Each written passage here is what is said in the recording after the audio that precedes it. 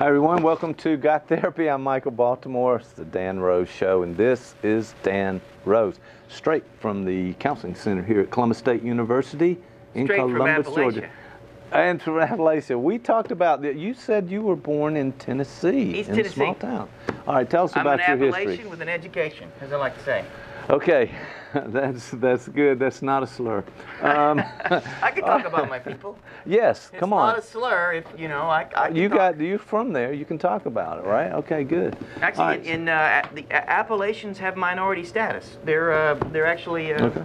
you know. Okay. It's a people. I don't know where to go with that, but that's your history. So you came from Tennessee, and you're in Georgia now. How did you get from Tennessee to Georgia? What happened? Witness protection. Okay, see, I set him up, he knocks him down. This is how Henny Youngman kind of And by the way, here. no one is. I mean, this weekend, no one watches the show, so I'm still protected. You are. That is very true. But one day this will be in syndication, and we're going to get. So we were talking. I was thinking. I had this conversation with James, who's been James Fordham, ladies and gentlemen, who's running our operation here, doing a great job keeping us up and going and recording, moving cameras around.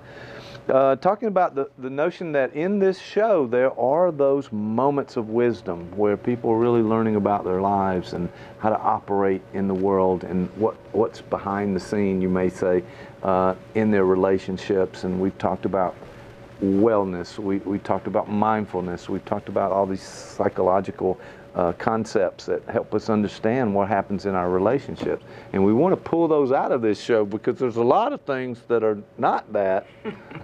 Kind of like my recipe for potted meat. Yes, like that. See, I was asking you not to bring that up, but at least you didn't say the word. You didn't say the words. Okay, see, that's what, ladies and gentlemen, we get in trouble every time with this. There are those moments, though, that are going to be helpful to you, and I love those moments when you kind of bring it. You bring it. Our topic today. Okay, go. How to turn an emotional experience into a mental event. Yes. Now, that is one of the things that can happen, particularly with psychotherapy. Outcome research shows the capacity for the observation and generation of mental events. Right, because if you stay in that emotional field, you might be in trouble. There's an audience listening to us behind the scenes over there. Probably won't pick up that on camera, but to be in the emotional field and stay there. So you're saying take that emotion, move it into a mental event. Here's an example from my very life. Okay, go. Okay. My wife comes in, and I've come in from a long day of work. Come in 7:30. Okay. I've worked, done a lot of things. I come home, my son's there to meet me when I at the door. We play, and I'm sitting down to eat, and she tells me, she says, you know what? I really appreciate it if you pick up more around the house. There are a lot. Look, nobody has been taking the recycle out. It just piles up and piles up. Okay, now. That generates. You have an opportunity there, is what you're telling me, right there. Her statement, and we encounter these statements all the time, generate what we call an emergent process. All right. So what happened is, suddenly I'm experiencing some visceral experience, right? Right. Something is happening in me, right? Sure. So. You've had a long day at work. Right. A lot of things maybe pin up. You work through some issues. You're tired. You're frustrated. You just want to relax. You couldn't wait to get home to relax, and she says these things. Bringing those things up to you.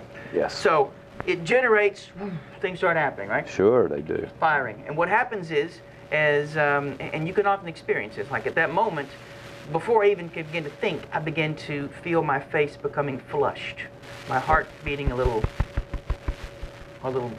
harder, right? And maybe even starting to sweat. So you begin to get these visceral responses. So this is a physical response to what was said to you, right? Subcortical physical experiences, and in a way, they are met by the top-down process of the cortex.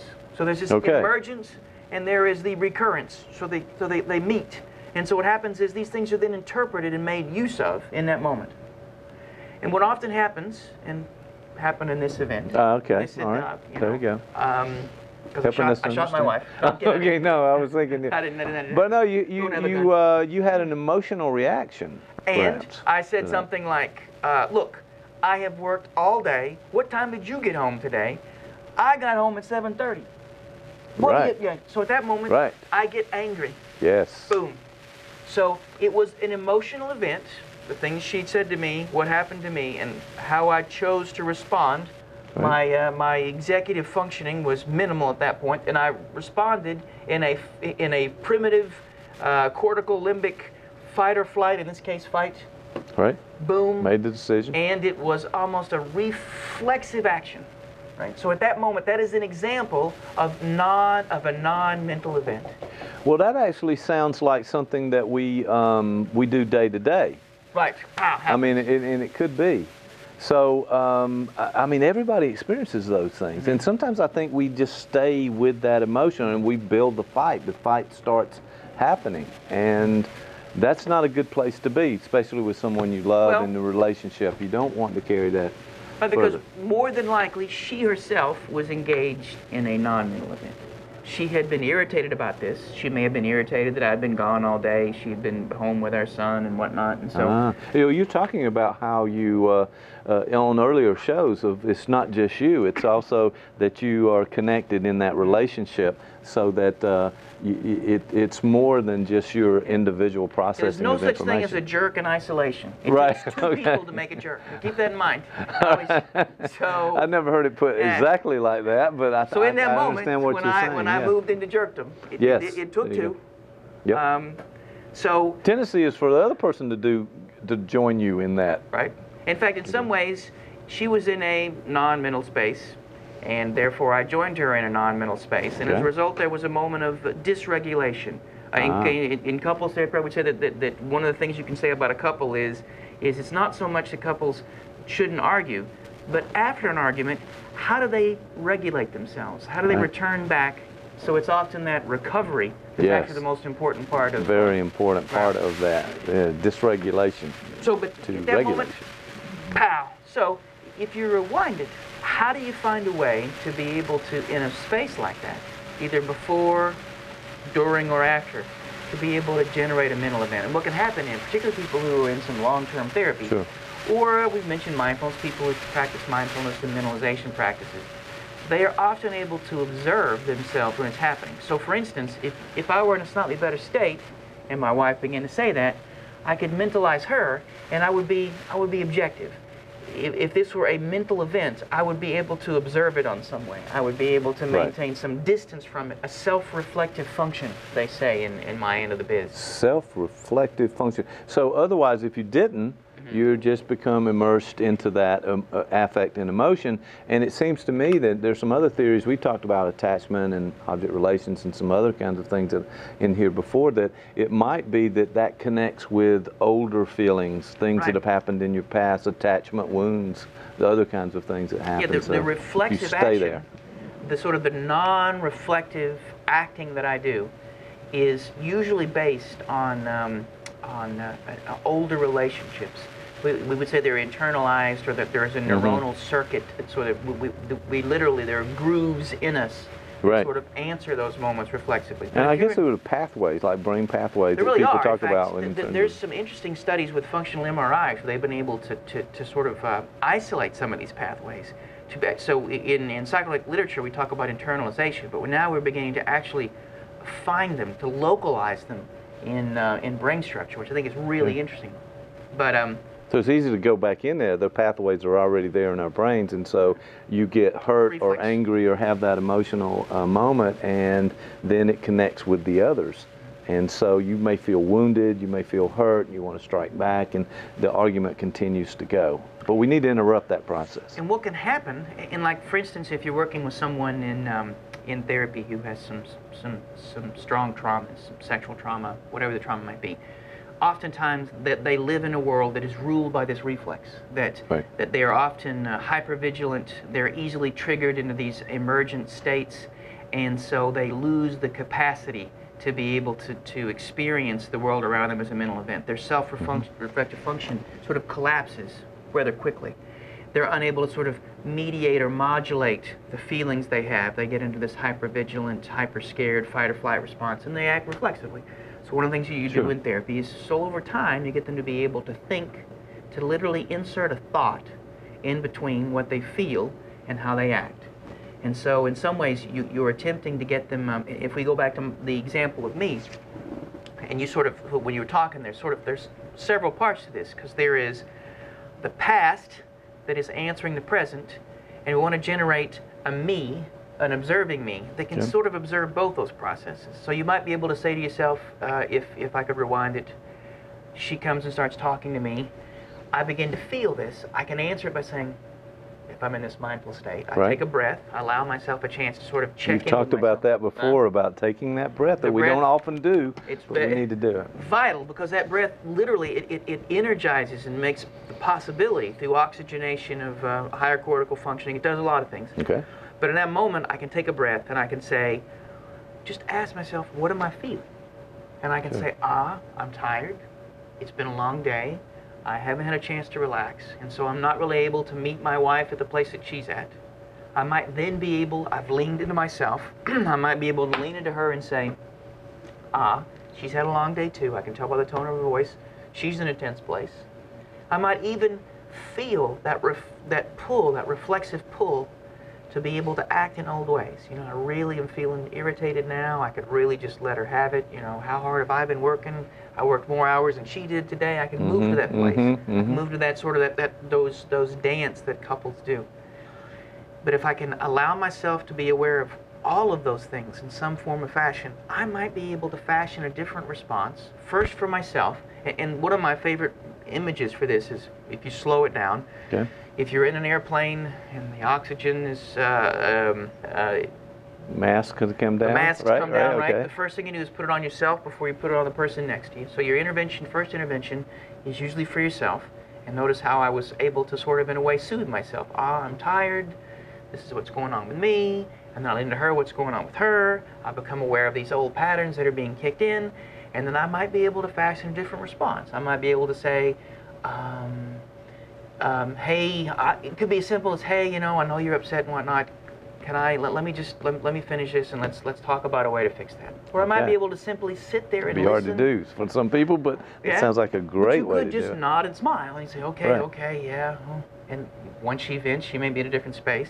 It may be a time then, you may even be able to, there may be even a productive argument to be had, a way to be able to still hold on to some of the feelings that you have in a way to bring them into a space that both of you can talk about. Like, look, I know we're both tired, and there's some things that I'm not doing, and there's some things that maybe you're not doing. You know, there could be a way. That last one's a little more difficult. Right, absolutely. But I think the point is, we have in some way turned an emotional experience, positive or negative, into an event, a mental event that you can do something with.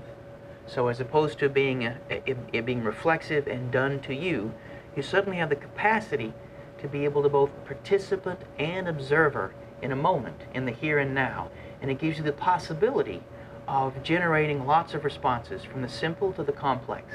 And one of the things I like about this idea is that it generates a coherent complexity. This is a notion that some of the interpersonal neurobiologists like Dan Siegel talk about, and I like the idea of this, of a coherent complexity. We often think that if something gets more complex, then it's going to, it's going to sag under its own weight. But if you can generate and maintain a coherent complexity, you can begin to see all sorts of sides of things. Yourself, the person in front of you, and that's something. It gives you more options to deal with, besides just this sort of reactive in those neural pathways that have been so ingrained and reinforced that you want to come back, you want to strike back. You're hurt, and so you try to strike back. But if you take that breath, that's a very interesting idea to kind of and there's a famous things quote, go better, maybe. All roads lead back to Freud, as you know. Yes, I've heard that from you. It's a fact. There's a famous statement by Freud where he says, the goal of therapy is where it was, there I shall be, or where it was, there I shall be becoming. And when we are in an it state, we are literally, that is a non-thinking, there is no participant observer. We are simply participant. We have fallen into and we are lost in the moment. And that's a wonderful place to be if you're kissing someone, or if you're at a Lil Wayne concert, or I mean, at those moments, you want the capacity to lose yourself. I don't know how Lil Wayne got in this conversation, but all right, let me. By the way, all roads lead back to Lil Wayne. Yeah, I've heard that one too. But you pronounce it Lil Wayne or Lil Wayne? Lil Wayne. Lil Wayne. Lil Wayne. But all right, let me go back though, because this notion was, you gave us a great illustration. You used that with your wife Julie, who's a wonderful person, and you guys are a great couple. How do you know? She's told me when that she's told you she's a wonderful person. She's conceded. She told me about no. So what I was going with, but all right, you two are very smart, intellectual people. You can kind of weigh those things and make good use of the psychological piece in moving into a mental experience. What about the person? I'll give you a what if scenario. But all right, you take that breath. You are moving this into a mental experience. The other person is not. They are keeping going. So you may reflect something to them, but they're still in that emotional space. They are lashing out. They're wanting to hurt you. And sometimes that happens, that the person is not willing to do it. You may be willing to do it. The other person is not willing to take that breath because they're angry and they want to punish or they want to move forward on you. What do you do? Certainly, the last thing you want to do is suddenly start saying things about their mother. Okay. That's not the answer I was looking for, but that might be the impetus. Right. I think that there's a lecture I give, and the title is "Don't Catch the Crazy," and you have the capacity. These sorts of crazy is contagious. When someone is in a non-mediated or modulated affect state, you can catch it. It happens. I mean, right. I think that even if you are unable to in any way alter the course of their emotional experience, your capacity to stay centered in yourself is certainly a worthwhile goal to have. Right. However, and this often happens in therapy, and I do a lot of long-term work with folks who have some real strong and sustained emotional storms. Sure. And your capacities to stay centered is also catching. Being in the presence of someone who is not a sort of annoying sanguine state, but someone who is you can tell is trying to stay with you, trying to be present, trying to hold you and to stay connected in the face of what you're experiencing, is something that you are literally building new neuronal pathways, because the person in front of you is losing it has probably seldom been in the presence of someone who's been able to stay connected with them when they're in that state, and quite possibly has never really had someone stay connected with them when they were at their key developmental points. Mom, dad, whoever their caretaker may have been, hasn't been present with them in such a way that they could build those networks, that they could internalize that. Right. And in therapy, what you often do is sort of it's pejorative to say a reparenting, but a re-experiencing in a way that can help someone to be able to think about themselves in ways that they weren't able, that someone didn't think about them in when they were younger. You hold them in mind in a way that they weren't held in mind, maybe in moments when they should have. Right. Okay. That's the job of the therapist. Maybe we all need to take a lesson from the therapist, and maybe that contagion goes both ways. So maybe our mindfulness kind of move toward the other person. All right. That's a great answer, by the way. I wasn't expecting that. I was thinking a little bit more of Lil Wayne. And, you were thinking about potty meat. I was thinking of potty meat because of what you said before the show, but we can't use that here on this show. Ladies and gentlemen, you've been watching GotTherapy, the Dan Rose Show here at Columbus State University, and it's always my pleasure to have Dan in the studio. And I think and also I have a Halloween party this Saturday. Yeah, are you inviting people from the? Come. Okay. And you said you were going to come. I'm coming. James said he was coming. Yeah, James is there. So you're going to be there, right? Yeah. It's definitely on video. Yeah, I'm being there. So the next time we hang out, we'll see. Okay, this is going to come back to haunt me. So, are you videotaping this party? We'll get to see clips from the party. You don't want to go. You know my costume? Ask me what my costume's going to be. I heard your answer before. I'm not willing to ask that. All right. So, what's your costume? Medical waste. I'm going to go with medical waste. It's pertinent. It'll start a conversation and a dialogue. That yellow sticker with the hazardous waste thing. Oh boy, have we gotten to a new point in this show. This would have been a good show, ladies and gentlemen. Fast forward through this section, but go back and listen to the other section. Hey, it's our pleasure to be here, and we're glad you're watching. We'll see you next time right here on Got Therapy.